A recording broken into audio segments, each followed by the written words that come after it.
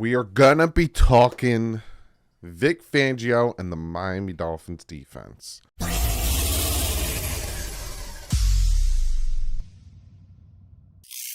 What is up, Fin fans? This really good article came out on The Athletic where they talk about Vic Fangio a little bit more in depth and kind of what we can expect from him. So I thought let's talk about that, because I think this defense is going to be pretty good under Vic Fangio, especially after reading this article. So I wanted to make this video for it, and a few of you guys sent it to me too, wanted me to talk about it. So I'm going to talk about it. Like I said, if enough of you guys want me to talk about something, I'm going to talk about it.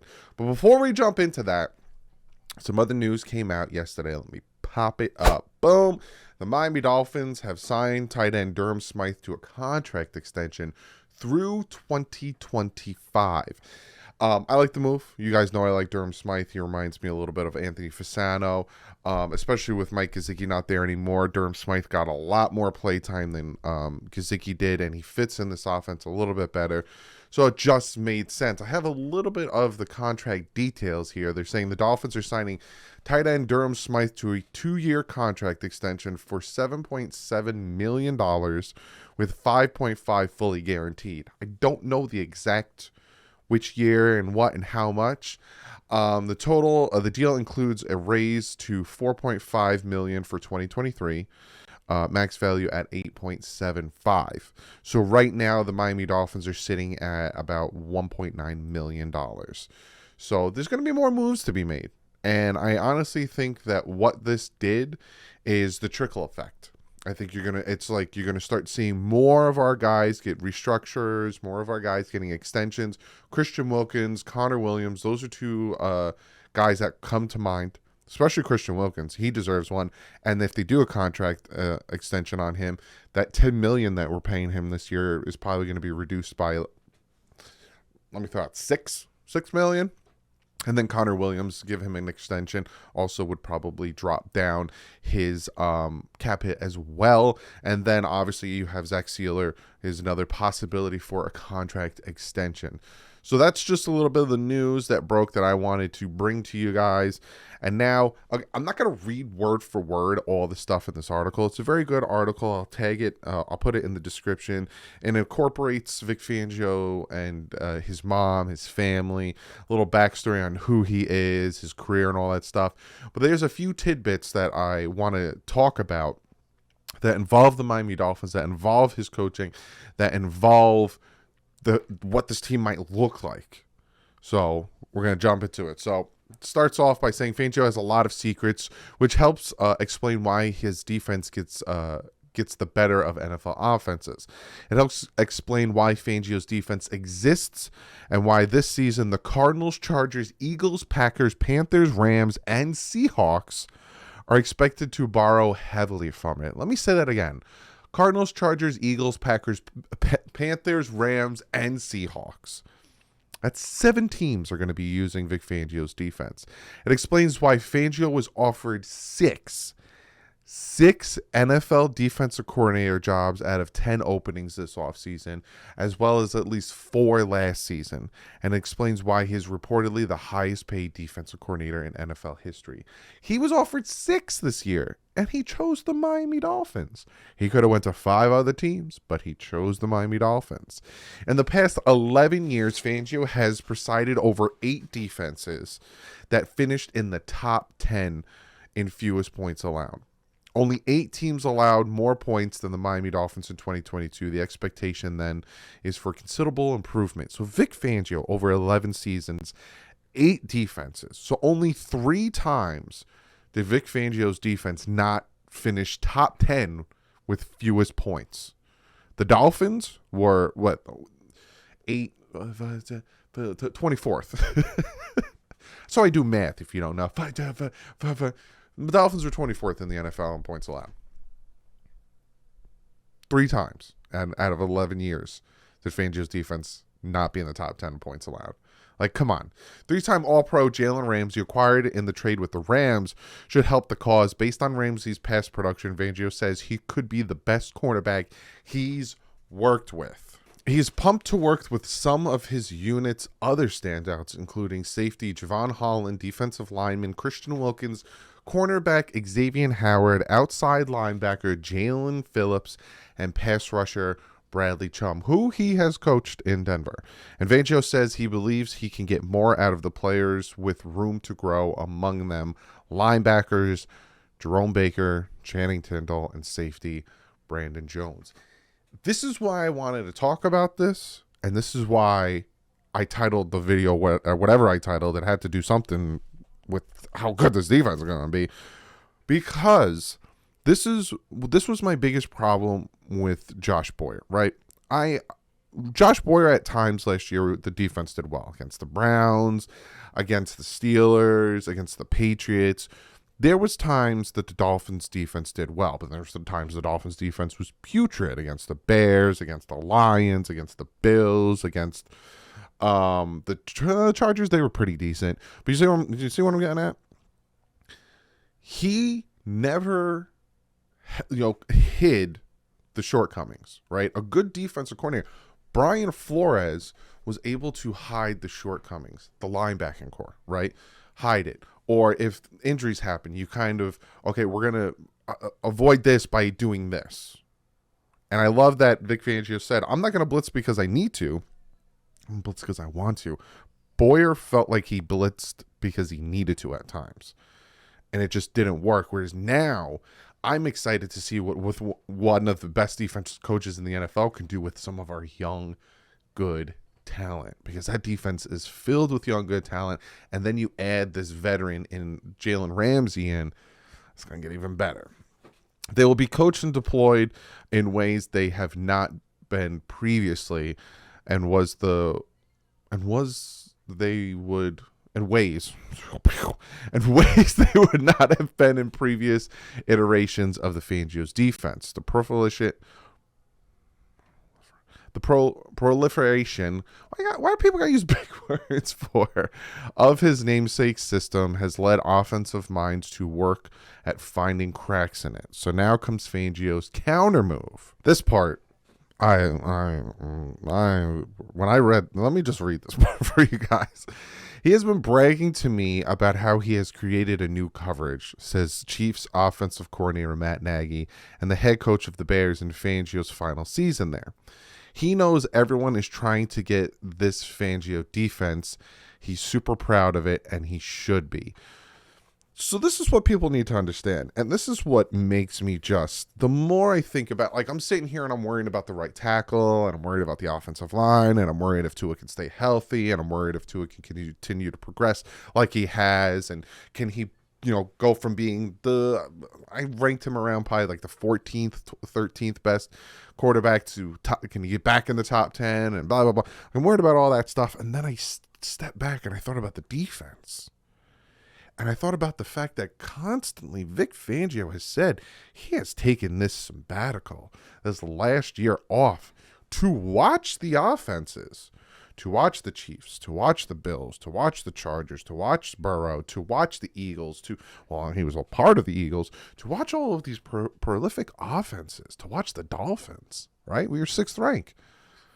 And just scheme and coverage and scheme, because everyone wants his defense. Let me go back. Everyone wants his defense. Cardinals, Chargers, Eagles, Packers, Panthers, Rams, Seahawks. They all want to run his defense. So what does he do? He goes, okay, you can run some type of my defense, but it's my defense. So I'm going to move some things around. I'm going to change some things.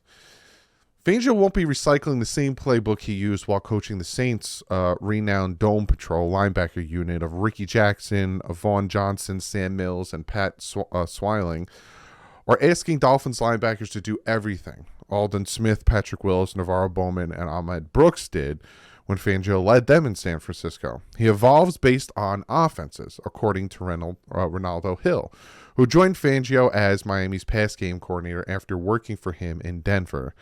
So while many borrow, there's only one original. Also, let's just take a step back. Let's just rewind. Ronaldo Hill left the Chargers. He didn't get fired. He didn't get demoted. He literally was their defensive coordinator. And he said to Stanley, I'm going to go to Miami. Okay, what are you going to go be? Assistant defensive coordinator? You know, I'm going to go be pass game coordinator. I'm going to take a huge demotion. I just want to work with Vic Fangio again. And like he said, right? So will many borrow. There's only one original. There's some forms of his defense out there. But the way he runs it and puts guys in good positions, I don't think anyone can duplicate that part of it, Hill says, who deployed a version of Fangio's defense the last 2 seasons as the Chargers DC. People don't understand it all the way. People don't understand it all the way to the core. That's what makes him special. I'm telling you guys, I'm trying not to get overhyped about this defense, and I'm trying not to get overly excited because there's still some aspects to this team that worry me, and if it falls apart or doesn't work, you know, we're going to fall flat on our face. But, you know, everyone's worried about Rodgers coming to the Jets. Everyone's worried about Josh Allen. Everyone's worried about these offenses we're going to have to face. But people keep forgetting what we're building on the defense. People keep forgetting what Vic Fangio is trying to install. I'm going to get to his personality as well, right? In his 3 years as a head coach of the Broncos, he dealt with the owners trying to sell the team, 2 general managers, 2 offensive coordinators, 7 starting quarterbacks, including running back Philip Lindsay for 1 game, when 3 actual quarterbacks were on the COVID list. When Fangio took over in Denver, his best 2 players were supposed to be Bradley Chubb and Von Miller. They were on the field together for 5 games before the team traded Miller during Fangio's final season. So again, snake bitten, right? After waiting the better part of 4 decades for a chance, he never really had one. For most of his head coaching tenure, it felt like he spent more time strategizing about COVID-19 than football. This is what Vic Fangio had to say. I'd like a mulligan on Denver. So this guy is also probably, you know, chomping at the bit to get back to being a head coach. And how do you do that? You come to Miami, you take the 24th best defense in the NFL, and you coach it up to be the top 10, to match the top 6, and then make this defense.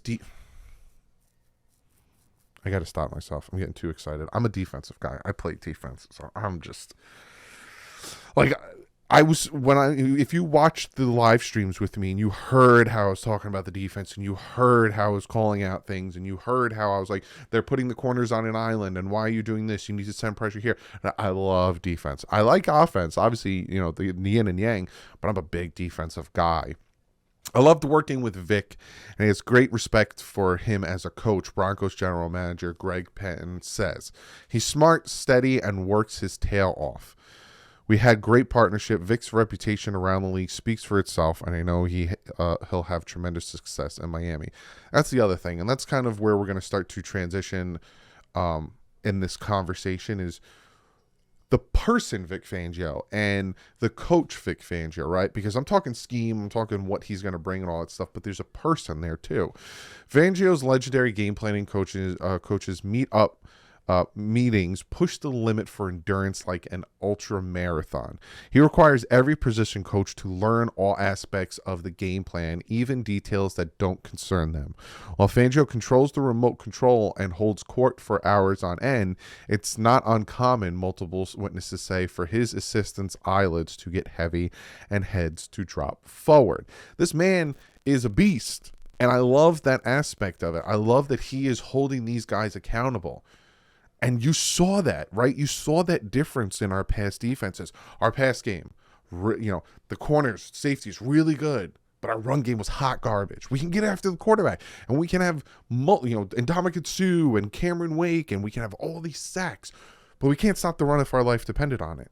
And then last year, we could stop the run. We had a top 5 rush defense. But we can't get after the quarterback. We can't sack the quarterback. And our pass defense was hot garbage. Vic Fangio is going to... different aspects, holding to different, you got to learn this to do this. You got to learn that to do this. Much about the Fangios belies their age, don't even know if that's what he meant to put. But Vic decidedly is old school in his approach to coaching. Instead of relying on software apps to chart tendencies, Fangio does it on a graph paper. He uses pen with different ink colors to differentiate games. Doing that way helps me weed out the plays that I think don't matter, he says, and it allows me to learn better. While some coaches today are adapt politicians, that's not Fangio. He is blunt as a rolling pin. He's going to be honest with you, Hill says. You might not like the tone or the way it comes off, but that's Vic. He's not trying to get under your skin. It's who he is at the core. It's coming from a good place. Fangio won't let his charges get away from not being the best version of themselves. Even accomplished veterans, that's not a lot of rah-rah stuff for him, Nagy says, but many of the players he's helped develop into pros loved playing for him. So again, he's that hard-nosed style coach. You know, he's gonna get the best out of you. And again, it's the same thing with Mike McDaniel, but just in a different aspect. Mike McDaniel's like, look, I'm gonna show you that I could put you in the best situation, and I'm going to show you by an example, and then you're gonna trust me. Whereas Vic Fangio, I'm gonna tear you down, but at the end of it, you're going to respect me because you're going to see how good I made you. His sarcasm can be endearing. When Fangio was the Colts defensive coordinator and Peyton Manning was on the team's young quarterback, Manning objected to how Fangio aggressively coached his defensive backs against Manning's receivers in practice. You want some cheese with that wine? Fangio yelled across the practice field. The next day, Manning found wine and cheese in his locker, courtesy of his defensive coordinator. Now, there's more to this article. Again, I'll link it in the description. But that last part made me feel even better about the team. Because, again, Tua Tagovailoa and this offense is going to have to go up against this defense, right? Vic Fangio is not only going to take this defense and hopefully make it a top 10 defense, but he's going to take Tua. And he's going to be throwing one of the hardest defenses Tua faced. If you remember his rookie year facing Denver, really messed with him. And he's going to throw it at him every day in OTAs, in minicamp, in training camp, at practice. And that's going to mold Tua into a smarter quarterback who can read these defenses, not get frazzled, be able to pinpoint things and make audibles and make changes. It's going to not just make the defense better, it's going to make the team better. So this whole video is me rah-rahing about the defense, but I wanted Vic Fangio. I wanted Vic Fangio last year, if you guys remembered. I didn't want them to stay with Boyer, and we ended up getting him this year. And I'm pumped and I'm excited, and I hope that all the things that are going on in my head and all the things I hope and predict are going to happen, because then if the offense stays at the production it was at last year, which was 6th, and again, a big chunk of that was passing, and the defense can rise up and at least be 12th ranked, this team is going to win the division. I said it. This team is going to win the division. But hope you guys enjoyed this video. Hope you guys enjoyed this discussion. I got a lot more planned for you guys. The draft is coming up. It's coming up. We are now sitting, April 4th is the date. Yep. And draft is about 3 weeks away. I will be live streaming the day one, and obviously I'll be live streaming the day two because that's when the Dolphins pick. Dolphins will pick day one, but it's still fun. We're going to hang out, try to predict who's going where in day one, and then day two. We sit back, we wait anxiously who the Dolphins are going to take at 51. But other than that, I'll see you guys in the next one. Like usual, stay classy. Fins up.